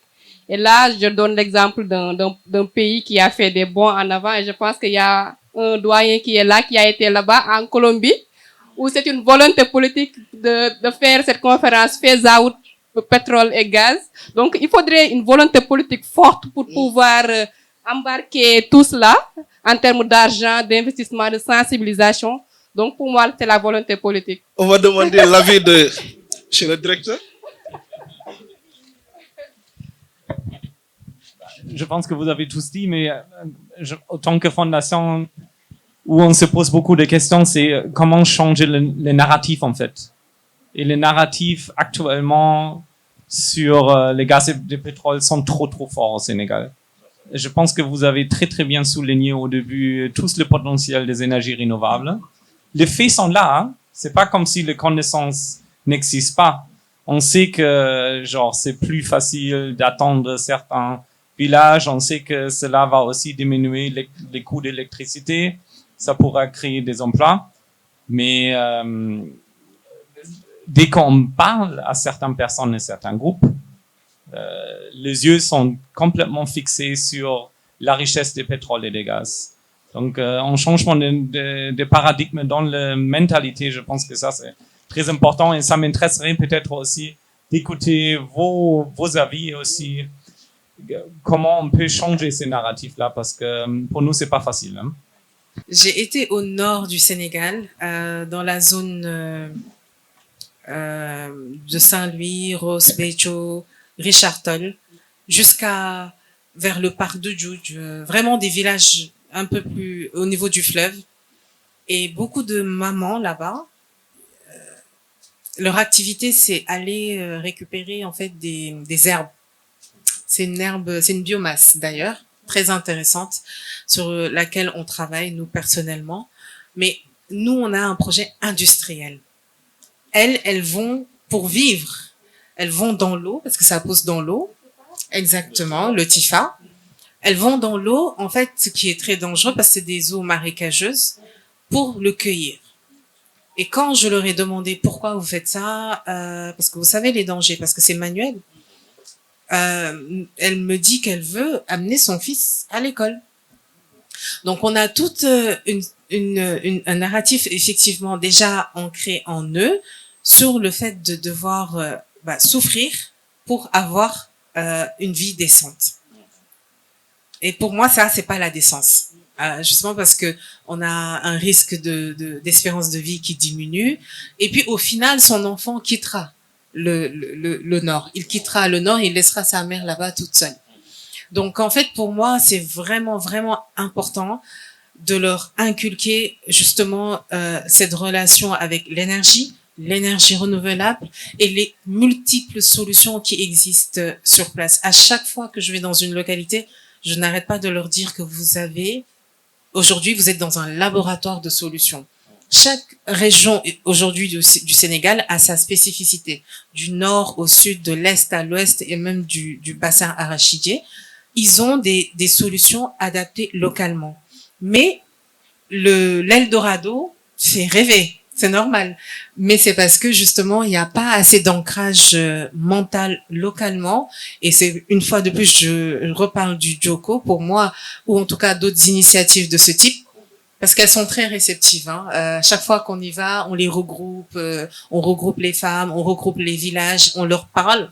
Voilà, elles sont très réceptives et émettent beaucoup d'idées. Et comme tu as dit, Fatma, leur demander quels sont vraiment leurs besoins, savoir c'est quoi le problème qu'elles rencontrent tous les jours, c'est une très très bonne idée parce que nous derrière, ça nous a permis d'avoir des solutions plus adaptées à elles. Donc c'est ça. Professeur, vous voulez intervenir sur le narratif? Oui, moi je pense que la solution n'est pas loin de nous. L'événement ce Joko que nous organisions aujourd'hui à travers le concept de la sensibilisation qu'a dit tout à l'heure ma sœur, ça peut être un début de solution. Et aussi, si vous regardez au Sénégal, nous avons des porteurs de voix. Nous avons la communauté sénégalaise qui écoute. On a des références qu'on écoute, et si on donne la parole à ces références dans des événements pareils comme le Joko à travers le pays, je pense que c'est un début de solution qui pourrait changer la donne, dire aux gens que, mais écoutez, le pétrole a développé certains pays, parce que en ce moment, c'était la technologie qui existait en ces temps-là. Et maintenant, le monde a évolué, les choses ont avancé, donc il y a d'autres solutions qui ont moins coûteux pour notre environnement, moins coûteux pour notre santé, mais qui peuvent nous amener à un niveau pareil. Moi, je pense que c'est ça que je voudrais contribuer. Ok, merci. Fatma? Oui, je pense que pour rejoindre Fabien, nous sommes à la recherche de ce contre-narratif à construire. Parce qu'il faut déconstruire quelque chose qui a été très ancré sur le fait qu'on ne peut pas se développer qu'avec le pétrole et le gaz, malheureusement. Et est-ce qu'on doit suivre le modèle européen des pays du Nord? Et le professeur l'a dit tout à l'heure, il l'a même si bien dit, qu'il y a des solutions endogènes qui existent et qu'on peut développer nos propres voies de développement. Ne pas copier des modèles établis ailleurs, peut-être qui ont marché dans des contextes différents. Mais sur notre contexte sénégalais, je pense qu'il y a des ressources, comme tu as dit. L'année dernière, on a fait un projet très intéressant qui nous a amené même à l'EM pour identifier ces solutions endogènes portées par les communautés, mais qui ne sont pas identifiées, ni valorisées, ni même mises à l'échelle. Donc, il faudrait peut-être faire ce travail déjà de recherche de ces solutions qui existent, mais qu'il faudrait renforcer pour qu'on passe à l'échelle. Parce que c'est des initiatives micro, malheureusement, qu'il faudrait vraiment multiplier, accompagner pour qu'on puisse arriver à ce développement endogène. Moi, c'est ça en termes de perspective pour construire ce compte narratif également. Ok, merci. Merci. Je veux dire, surtout, notez, Fatma, que on parle quand même de transition énergétique, de changement climatique, alors qu'on participe, nous, Africains, à 4% des émissions de gaz à effet de serre. Hein. Nous, on a absolument rien demandé jusqu'ici. Par contre, on est obligé actuellement de faire tout ce travail-là, et comme tu dis, de nous imposer un certain modèle de développement. Donc déjà, commencer par définir notre propre développement à nous, et surtout voilà de ne pas avoir à vivre ce qu'ils ont, voilà, à copier ce qu'ils ont fait, parce que eux ils se sont industrialisés en Occident. ils ont déjà fait l'industrialisation. Maintenant nous on doit le faire, on doit aller à l'échelle comme tu l'as dit, avec les ressources naturelles.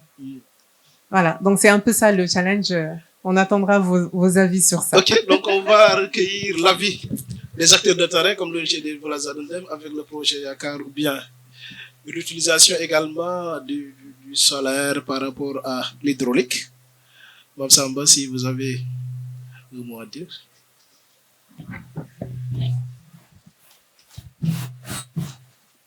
Salam alaikum. Oui, alors, concernant l'ONG des villageois d'Ndem, effectivement, on travaille sur les questions d'énergie. Je vais présenter brièvement l'initiative Yakar qu'on a développée depuis plus de 10 ans. Donc, en fait, c'est vraiment une initiative intéressante parce que sur la base de la coque d'arachide, qui est donc une matière première disponible dans la zone, parce qu'on est sur la zone qu'on appelle le bassin arachidier au Sénégal. Donc, les gens produisent beaucoup d'arachide.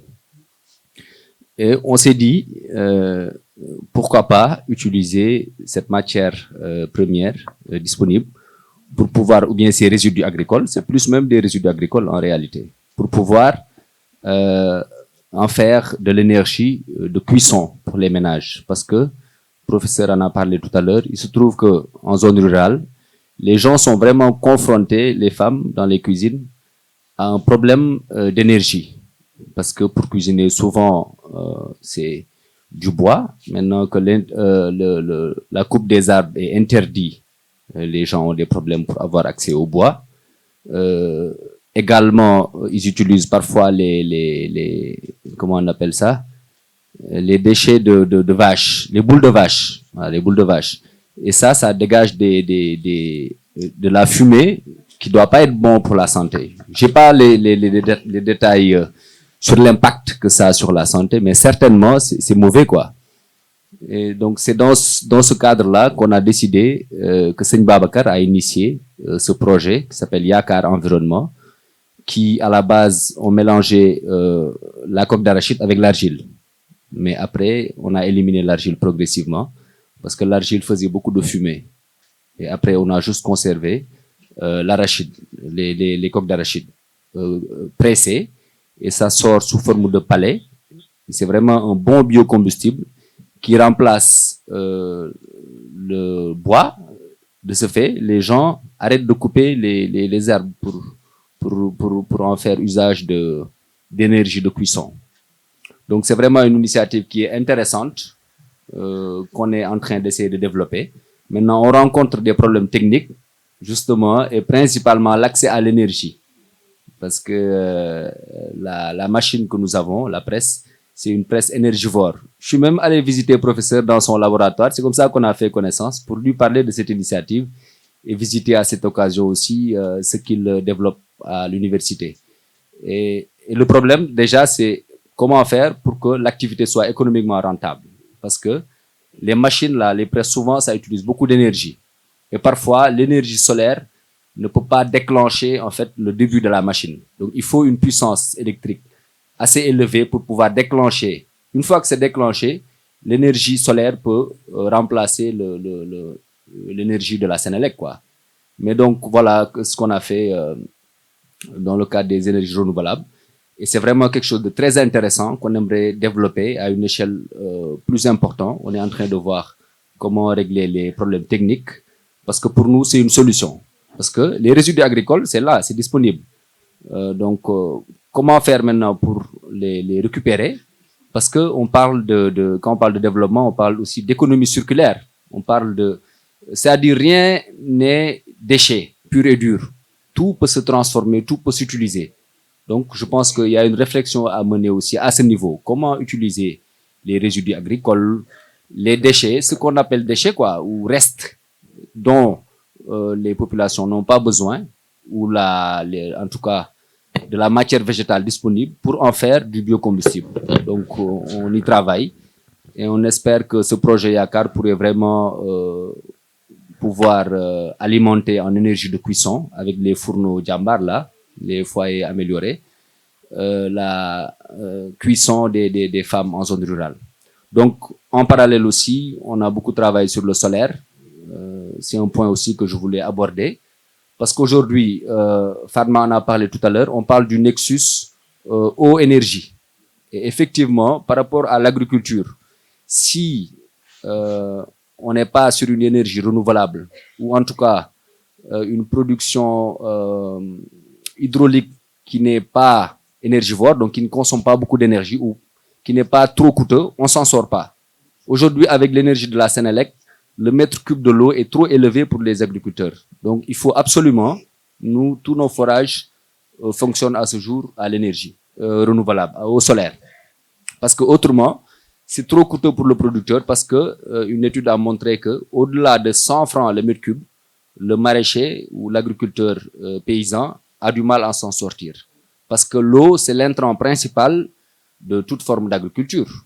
Donc, on a beau rationaliser la ressource en eau en termes d'application, de production, mais il en faut en quantité. Mais il est possible, avec l'énergie solaire, d'avoir de l'eau à un prix abordable pour les agriculteurs. Et de ce fait, économiquement, ils peuvent s'en sortir, quoi. Je pense que Malène en a parlé tout à l'heure aussi.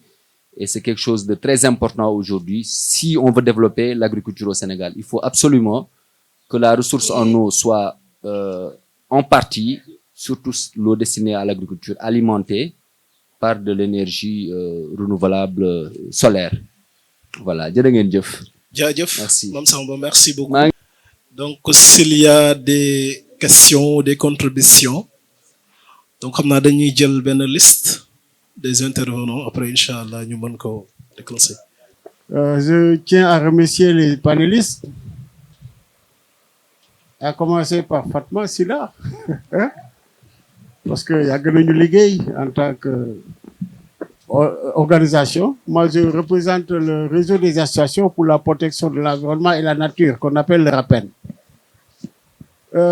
Tout d'abord, je suis très satisfait de la déclaration du professeur. C'est-à-dire le modèle de consommation à un modèle de producteur. Parce que c'est ça le mal actuellement au Sénégal. Même si on parle de transition énergétique, avec les GEPI, on va nous prêter de l'argent. On nous impose des modèles. Ils vont nous vendre des matériaux. Donc, nous allons nous endetter et l'argent va revenir encore à ces forces étrangères. Et surtout que le matériel n'est pas adapté, que ce soit dans les situations techniques, que ce soit même, on parle de température. On ne peut pas construire des cellules à 13 degrés Celsius et l'amener peut-être, comme il dit, à Bambay ou bien à Kédougou avec 45 degrés. C'est comme si ce n'est pas des projets viables.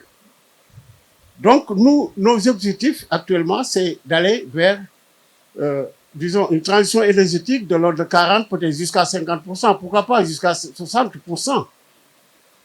Parce que là, dire que, par exemple, avec 5 kW ou bien 7 kW par mètre carré, que ce soit le potentiel sénégalais, si je fais rapidement les calculs, c'est 45 km² pour régler tous les besoins d'électricité, d'énergie au Sénégal. Mais malheureusement, on n'a pas cette option. Pourquoi? Parce que c'était trop à l'importance de la recherche scientifique et technique. C'est-à-dire que nous avons au monde scientifique des potentialités aussi importantes, mais malheureusement, les décideurs ne font pas, peut-être que c'est la politique, on est toujours colonisé. Et ils ne pensent pas à développer notre propre développement technologique, parce qu'on nous parle de transfert de technologie, mais il nous faut plutôt une indépendance technologique. Merci beaucoup, Mme Samba. Je suis journaliste et je suis très contente d'être là. Vous avez parlé de beaucoup de choses, beaucoup de choses, beaucoup de sujets, à commencer par cette narration qui ne change pas. Une narration qui ne change pas, une volonté de politique, comme vous avez dit, c'est parfait. Enfin, il y a eu tellement de sujets que vous avez abordés qu'on ne peut pas tout dire. Damay jéem a làkkaale wolof en même temps. Mame Samba, félicitations pour ce projet-là, ce jokko-là est magnifique. Ma yéex naa ñëw, j'habite là à côté, mais dama koy dégg rek bi yoon nag moom dama ne xaaral ma jóg ñëw fekkee si ko et je regrette pas. C'est très intéressant de voir comment nous abordons des sujets, mais pas simplement sous l'angle eurocentrique, mais africain. Xool nan la ñuy jéem a xoolee ñun suñu biir. Il y a un gap, il faut être réaliste. Il y a un gap énormissime, waxuma énorme de. Il y a un gap énormissime entre nous et le reste du monde développé. Et fi nga xam ne fa la ñuy jëlee suñu idée yëpp suñu xalaat yëpp ne moom la ñu war a jël forcément pour imposer ko ci suñu bopp xool lan la ñuy def ci suñu biir. Et pourtant li fi Mame Samba wax léegi exemple bi mujjee jël lii léegi rek mooy charbon bi ni ñu koy defaree mais ñoom bu ñu ko jotoon bitim réew dinañ ko utiliser parce que ce sera considéré comme biologique chez eux et naturel et ça va coûter triplement plus cher dina gën a cher parce que loolu la ñuy seet ñoom. Mais nous, on l'a. Il y a des questions que je voudrais demander pour faire juste le tour.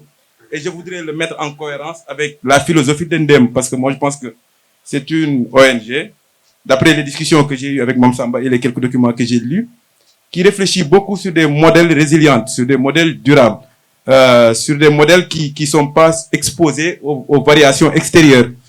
Et par exemple, l'agriculture, c'est une question qui les intéresse beaucoup.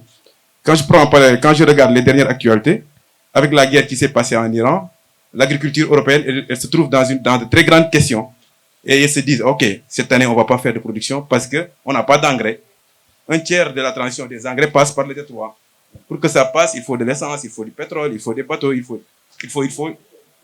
Quand on veut aussi faire de la production et qu'on a des objectifs de production qui sont extérieurs, parce que la plupart de nos objectifs de production sont extérieurs, il nous faut beaucoup de production d'énergie.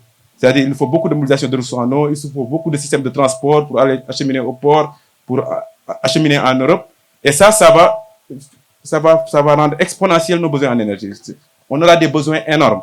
Donc, les grandes questions pour moi que je voudrais avoir des éléments de réponse, et même si j'ai pas des éléments de réponse, je voulais aussi sensibiliser l'audience et les présentateurs sur ces questions.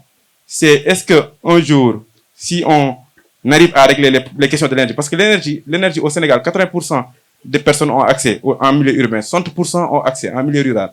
Donc on parle de l'énergie productive. L'énergie productive, si on arrive à l'implanter, à quel niveau on devrait arrêter la production?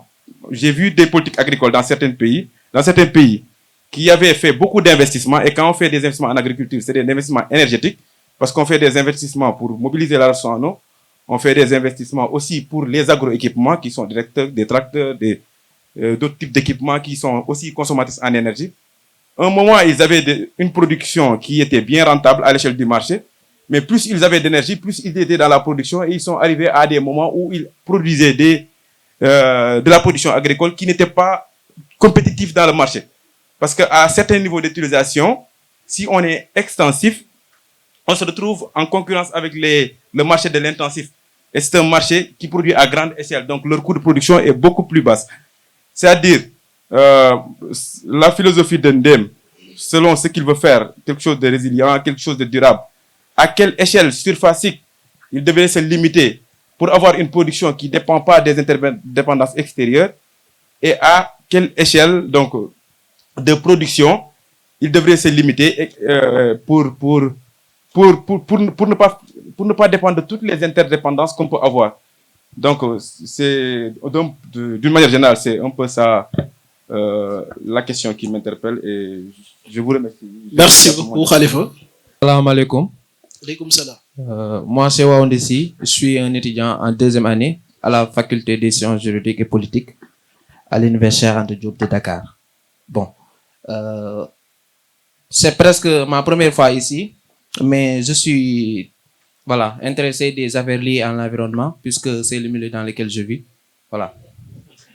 Mais aussi, professeur a parlé des jeunes, et moi, vu que je suis jeune et je suis aussi le chargé de communication de notre amicale, je me présente un peu comme le représentant des jeunes, quoi.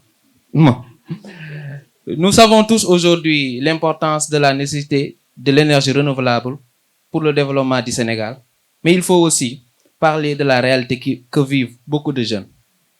Souvent, des projets et des formateurs sont proposés aux jeunes, mais sans véritable suivi derrière. On forme des personnes, mais après la formation, il n'y a pas d'accompagnement, ni financement, ni débouchés concrets. Et aussi, on l'a vu récemment avec certains cultivateurs qui cultivent leurs pommes de terre et qui ont dit qu'ils n'ont pas là où vendre ça, ils vont déverser ça dans les rues, dans les talus et autres. Voilà, moi je pense que ça ne va pas amener loin notre pays aussi. Et aussi, cette situation s'explique pourquoi beaucoup de jeunes quittent leur village pour aller vers les grandes villes dans l'espoir de trouver de meilleures conditions de vie et plus d'opportunités. Parce que donc, au-delà des projets et des formations, il faut aussi accompagner des débouchés, une politique durable qui permet aussi aux jeunes de vivre dignement dans leur localité respective. Merci. Bonsoir à tous. Moi, je m'appelle Sorna Faye. Je fais partie des cadres d'Éco-Jeunes Solidaires et également je fais partie de la première cohorte de la Green Academy. Et je remercie les panélistes pour l'importance des sujets qui ont été abordés ici. J'ai été à Ndem en 2021 et pour la rédaction de mon mémoire, je me suis penchée sur l'autonomisation des femmes à travers l'implantation d'une culture environnementale et de l'agroécologie. Et moi, je suis plus intéressée par Madame l'a souligné tout à l'heure, le côté transition énergétique, Nexus Femmes, Nexus Environnement. On sait qu'à Ndem et à Mbacké Kadior, pour y avoir été, ils ont une base solide et que leur modèle est vraiment à envier et à recopier. J'ai même, dans mon mémoire, j'ai même mis en exergue le projet Yakar dont Mme Samba faisait allusion tout à l'heure. Maintenant, moi, ma question en est que nous, à notre échelle, c'est un peu petit, comme l'a dit la dame, par rapport au Sénégal, dans sa globalité. Pour qu'on puisse adopter certains modèles de développement, comme celui de Ndem, parce que Ndem, c'est une Babacar Mbaopé à son nom, c'est une culture baïfal, c'est vraiment ancré. Maintenant, comment peut-on, à notre niveau, les gens qui habitent Thiès, dans les autres régions autres que Diourbel, adopter les mêmes pratiques pour qu'on puisse vraiment parler de transition énergétique dans ces communautés-là? Je vous remercie. Ndeye Astou Ndiaye Ngom, coordinatrice de programme humanitaire, en même temps contrôleur de gestion.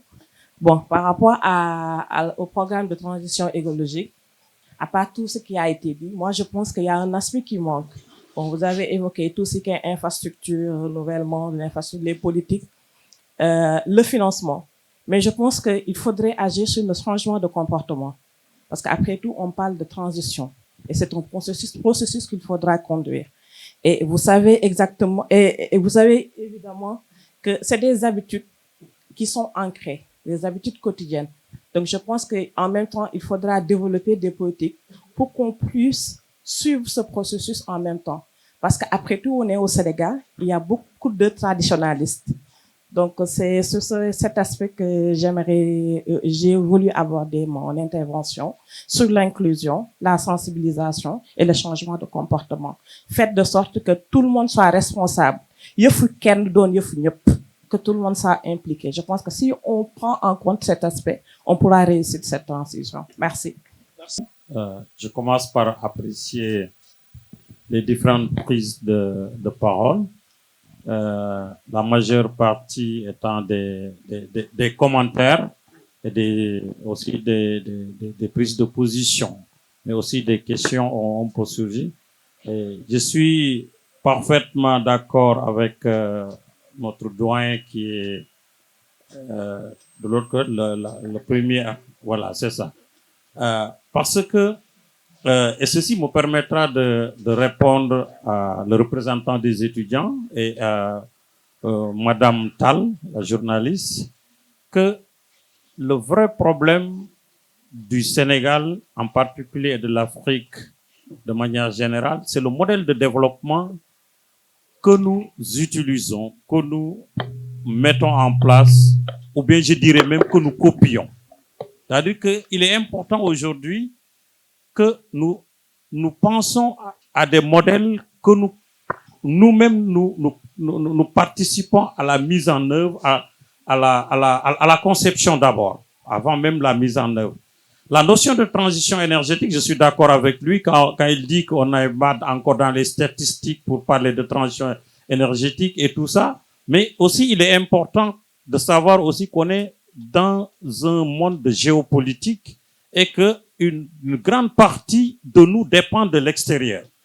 Et ces conceptions qui sont développées, certes, la solution serait trouver le juste milieu entre ce qui se fait à l'extérieur en termes de géopolitique qui nous affecte et nous aussi, avec nos réalités, essayer de développer une solution qui nous appartient à nous. Alors, moi, dans ce sillage, je suis en train de mettre en place un concept que j'ai appelé la Nouvelle Alliance.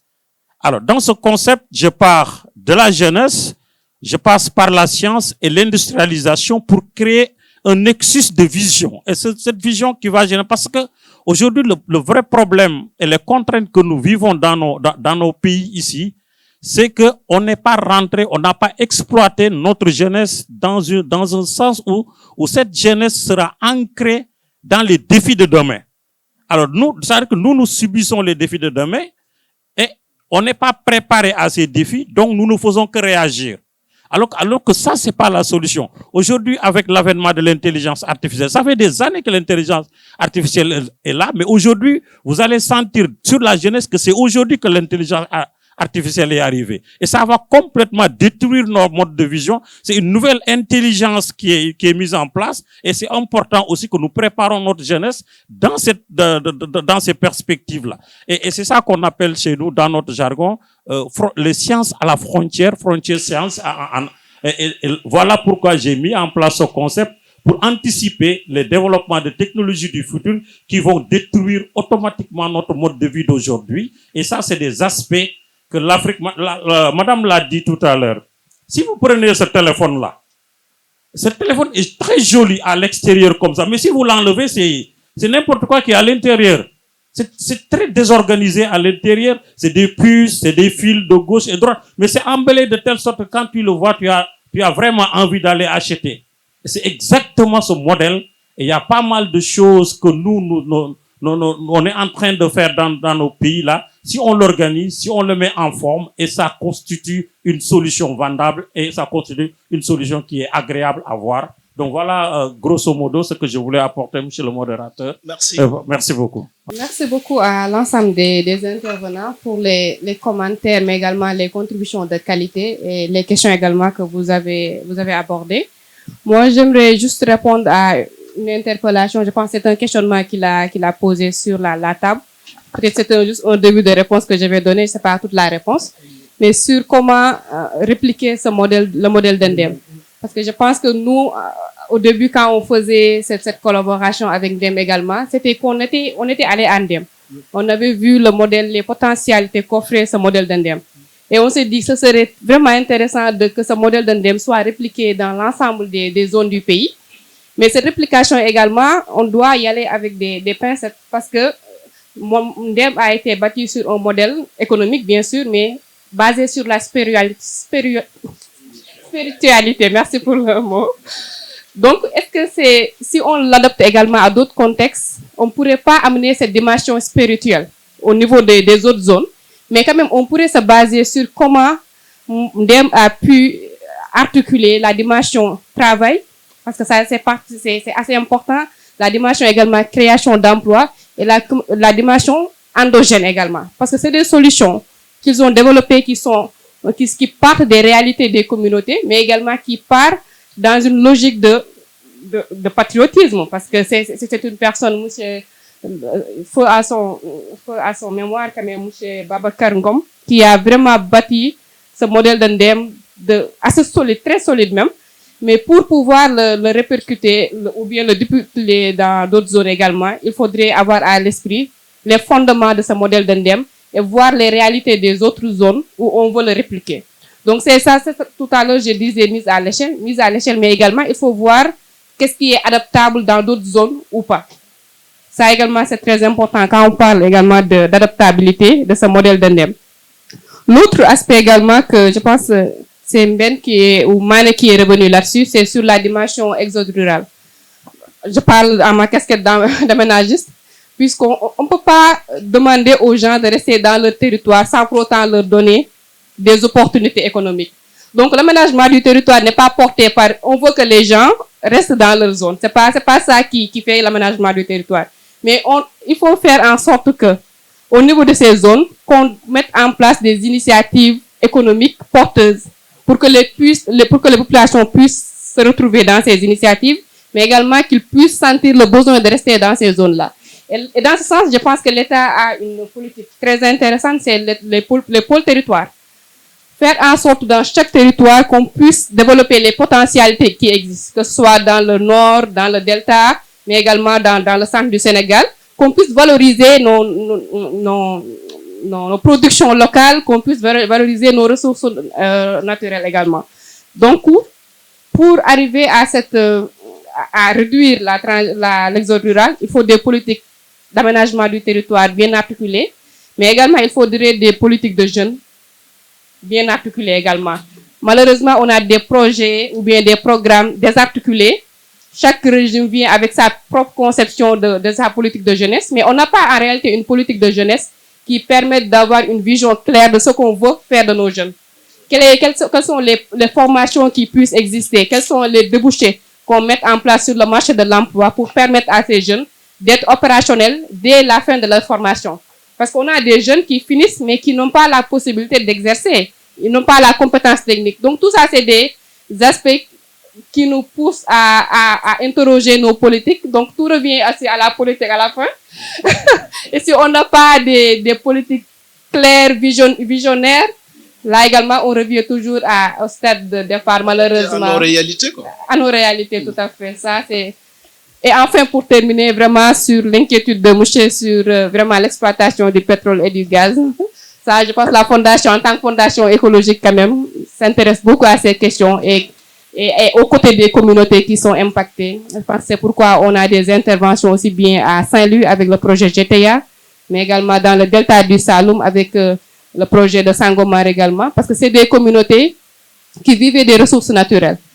Que ce soit la pêche, que ce soit la cueillette au niveau des produits, comment ça s'appelle, horticulture au niveau de Delta. Donc, c'est des activités qui sont menacées.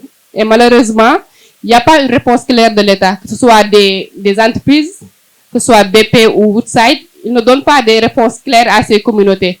Si jamais on ne souhaite pas qu'il y ait des ravages sur le plan environnemental, on l'avait vu au niveau de BP, ça a resté plus de 1 mois pour qu'on puisse savoir qu'il y avait une fuite au niveau de GTA.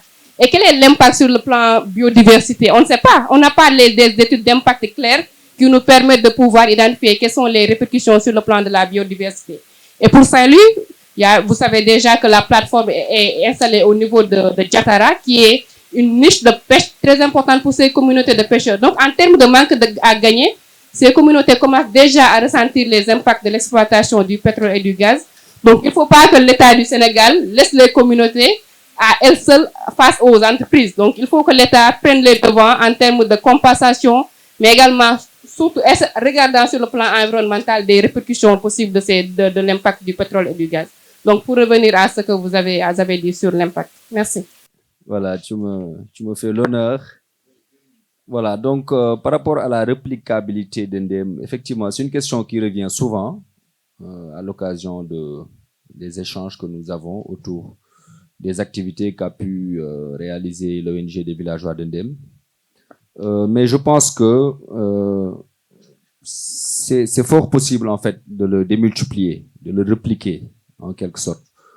Parce que chaque zone a ses réalités sociologiques, culturelles, religieuses. Et nous ne sommes pas une organisation non plus purement baïfal. On est donc les initiateurs, enfin purement baïfal, je veux dire, qui est cloisonné, quoi. On est très ouvert, on collabore avec... En fait, c'est les leaders de l'ONG qui sont donc d'appartenance baïfal. Maintenant, On a toujours travaillé à l'international, au niveau national, avec tout le monde. Et les communautés aussi, villageoises, bénéficiaires, porteurs de ces initiatives, ne sont pas forcément notre communauté. Voilà, notre communauté, en fait, met en œuvre les projets, impulse les activités, le suivi. Parce que ce qui a fait la force réellement de Ndem, c'est vraiment l'ancrage territorial. C'est-à-dire que on vit là-bas au jour le jour. Donc, il y a un suivi. Parce que ce qui se passe au Sénégal avec beaucoup de programmes, projets, c'est que c'est piloté par des gens qui sont parfois dans des bureaux à Dakar. Donc, avec très peu de présence sur le terrain. Et s'il n'y a pas de suivi, et on a vraiment ce problème, s'il n'y a pas de suivi dans les projets et tout, ça ne marche pas. S'il n'y a pas une appropriation par les populations, ça ne marche pas. Donc, c'est ça. Parce que les mentalités, en fait, il y a une grande diversité, on va dire, de types de Sénégalais dans notre manière de vivre, mais aussi par nos parcours respectifs. Voilà, il y a Dakar, je peux dire que c'est un monde dans le Sénégal, c'est un pays dans le pays, en quelque sorte. En zone rurale, c'est d'autres réalités, etc. Donc, je pense que il faut pas parachuter des idées conçues et venir dire on fait ça, mais il faut, et ça a été dit dans les interventions, j'ai entendu parler de ça, il faut consulter les personnes et vraiment essayer de faire des choses qui marchent, quoi. Parce que honnêtement, il y a beaucoup de blabla, mais il n'y a pas assez de choses concrètes, quoi, sur le terrain, des choses qui marchent. Et ça, nous, on le sait bien parce que on est dans le domaine depuis longtemps. Donc pour moi, l'initiative de Ndem, l'expérience de Ndem peut servir comme modèle de développement parce que c'est l'approche, quoi. C'est une approche intégrée où on va intervenir sur l'éducation, la santé, la création d'emplois à travers l'artisanat, l'agroécologie, la transformation alimentaire, à l'accès à l'énergie, à la microfinance, à un pôle jeunesse, notamment Éco-Jeunes Solidaires, que je salue au passage. Donc, si on a tout ça, mais le jeune, il peut rester dans son village. Mais aujourd'hui, si il y a, par exemple, un projet d'agroécologie, d'agriculture, mais pour avoir accès à un hôpital, il faut faire 5 km. Si tu n'as pas de mobilité, ou 10 km, si tu n'as pas de mobilité et les moyens de te déplacer, est-ce que, en tant que jeune, tu vas prendre le risque de t'installer avec ta famille dans une zone où il n'y a pas d'hôpital, où il n'y a pas d'école? Bon, il faut que chacun se mette à la place des autres. Hein? Est-ce que vous allez faire ça? Non. Donc, il faut une approche intégrée qui vraiment répond aux différents besoins, en fait, vitaux des populations. Et ça, c'est possible. Mais si on réfléchit des projets, programmes de manière non intégrée ou de manière complètement aérienne, hein, je peux dire, donc hors sol, ça ne va pas avoir l'impact qu'il faut parce que il n'y aurait pas, voilà. Donc c'est très important aujourd'hui pour l'État, pour les acteurs, pour les entrepreneurs, tous ceux qui veulent vraiment œuvrer pour un développement socio-économique du Sénégal, de développer une ingénierie sociale qui permet au projet et tout de fonctionner convenablement, quoi. Et ça, je pense que c'est le mérite de Ndem, c'est ce qui a été réussi et qui peut, sur la base de cette expérience, être démultiplié parce qu'à Mbacké Kadior, on est en train de faire la même chose. On est dans un autre village qui s'appelle aussi Darou Dimb, une zone où on essaie de faire la même chose. Donc, avec nos petits moyens, on essaie d'avancer. Et si on n'a pas peur, on a la conviction et on se met au travail. Moi, je pense que, parce qu'on a parlé d'argent tout à l'heure, mais moi, je pense que l'argent, c'est pas le plus important. Mais, parce que l'argent, c'est de la valeur, on le crée. C'est des banques là-bas qui impriment des billets, hein, l'argent. Donc, si on est bien organisé, crédible, avec des projets à fort impact, d'ailleurs, en Afrique de l'Est, en Afrique, au Rwanda, j'aime bien prendre l'exemple du Rwanda, dans d'autres pays africains, mais il y a beaucoup d'initiatives qui fonctionnent bien. Et pourtant, c'est ça, il faut qu'on croie en notre potentiel, qu'on s'organise, qu'on soit efficace et travailleur, et après, le reste va venir. pour conclure, hier j'étais assis avec quelques jeunes amis qui travaillaient pour une entreprise chinoise qui font l'autoroute là vers Fatick. Et ils me disaient, je leur demandais comment ça se passe avec les Chinois. Ils me disent non, le travail pour les Chinois ça ne va pas. Je dis qu'est-ce qui ne va pas? Ils me répondent quand tu commences à travailler jusqu'à la fin de l'heure de la pause, tu ne t'arrêtes pas. Donc tu vas bosser quoi. Mais je leur dis mais c'est ça qu'il faut. Il faut cette rigueur là. Mais les gens, tu veux travailler, tu veux aller boire du thé, aller parler à Moustapha par-ci, par-là. Vraiment, on n'a pas la culture du travail. Et ça, je le dis à mes chers confrères jeunes ici. Il faut qu'on développe cette culture du travail. C'est très important. Un jeune doit travailler de manière rigoureuse. Moi qui vous parle, nous avec Seigne Babacar, parfois tu venais lui parler à 23h de choses comme ça du quotidien et une réunion commençait. Et on continuait jusqu'à minuit parfois, ou encore plus. Donc il faut travailler dur. Ça, je pense que c'est quelque chose de très important que les jeunes doivent intégrer. Parce que, honnêtement, actuellement, dans ce pays-là, toutes les organisations ont un problème de ressources humaines. Parce que les gens, il y a une négligence, quoi, honnêtement. Il y a une négligence. Et ça, c'est le point de départ, je pense. Rigueur, travail, discipline, science, quête de science, de la connaissance. Après, le reste, ça vient. Donc, je m'excuse d'avoir été long.